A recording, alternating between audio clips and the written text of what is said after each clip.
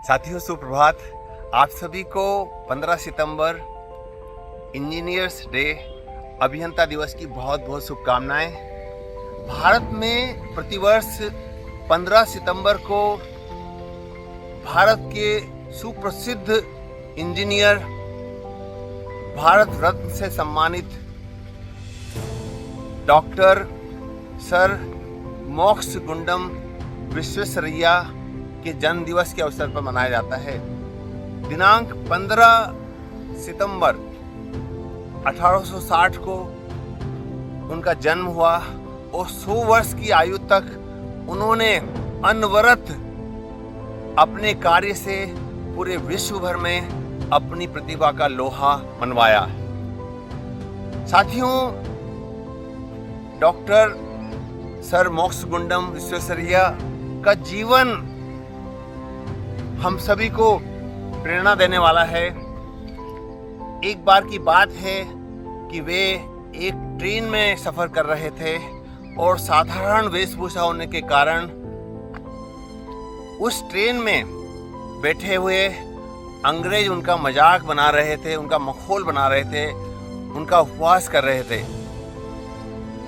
अचानक सर मोक्षगुंडम विश्वेश्वरैया अपनी सीट से खड़े होते हैं और उन्होंने चेन को पुल करके, चेन खींचकर वो ट्रेन को रोक देते हैं।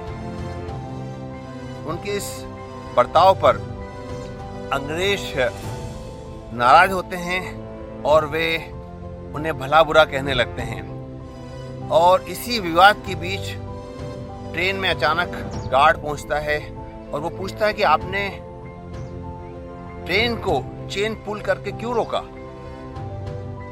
सर विश्वेश्वरैया कहते हैं कि ट्रेन की गति से और ट्रेन की आवाज से मुझे ऐसा आभास हो रहा है कि यहाँ से कुछ दूर ट्रेन की पटरी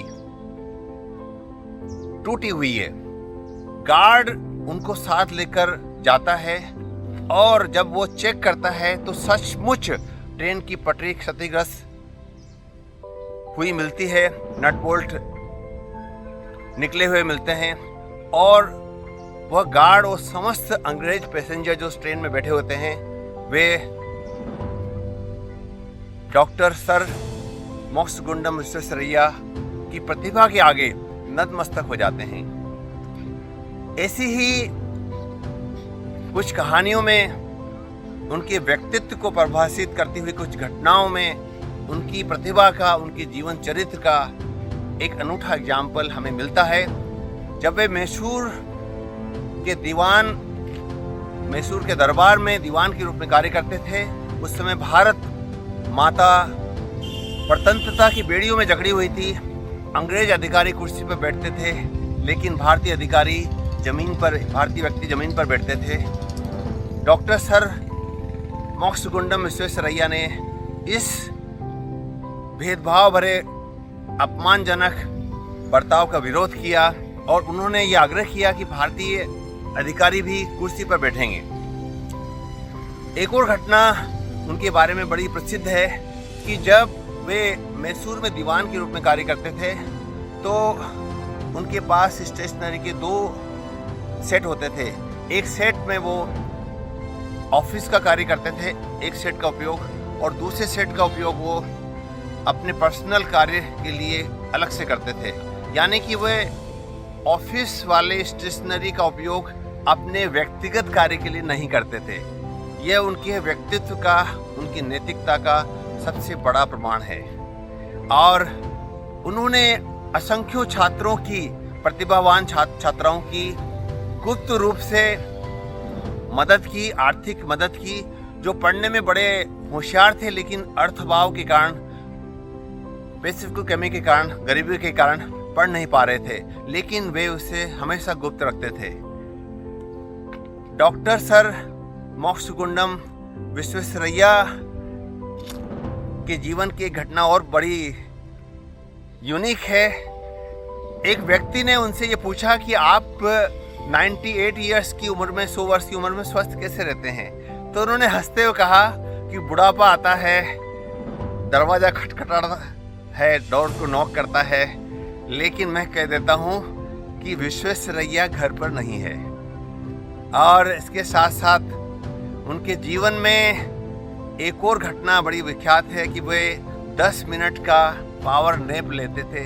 10 मिनट अपनी टोपी को वो उंगली पर रखकर पावर नैप लेकर तरोताज़ा हो जाते थे।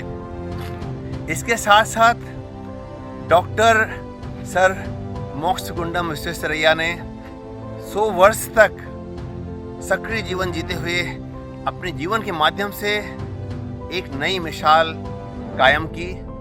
उन्हें भारत के इंजीनियरिंग जगत का भागीरथ भी कहा जाता है और 98 ईयर्स यानी कि 98 साल की आयु में उन्होंने एक पुस्तक लिखी। इस प्रकार डॉक्टर सर मोक्षगुंडम विश्वेश्वरैया का जीवन हम सभी के लिए प्रेरणा की एक मिसाल है कि किस प्रकार गुलाम भारत में जन्मे एक बालक ने देश की सेवा का संकल्प जीवन के आखिरी क्षण तक किया और अपनी प्रतिभा के माध्यम से पूरे विश्व जगत में भारतीय इंजीनियरिंग का लोहा मनवाया। आइए हम आर्टिफिशियल इंटेलिजेंस, रोबोटिक्स और नैनो टेक्नोलॉजी के इस युग में अपना अपना कार्य सुचारू रूप से करते हुए देश को आगे बढ़ाने में, भारत माँ को आगे बढ़ाने में अपना योगदान दें। आप सभी को अभियंता दिवस की बहुत बहुत शुभकामनाएं। धन्यवाद। डॉक्टर सुरेश पांडे, सुविनय चिकित्सालय, कोटा।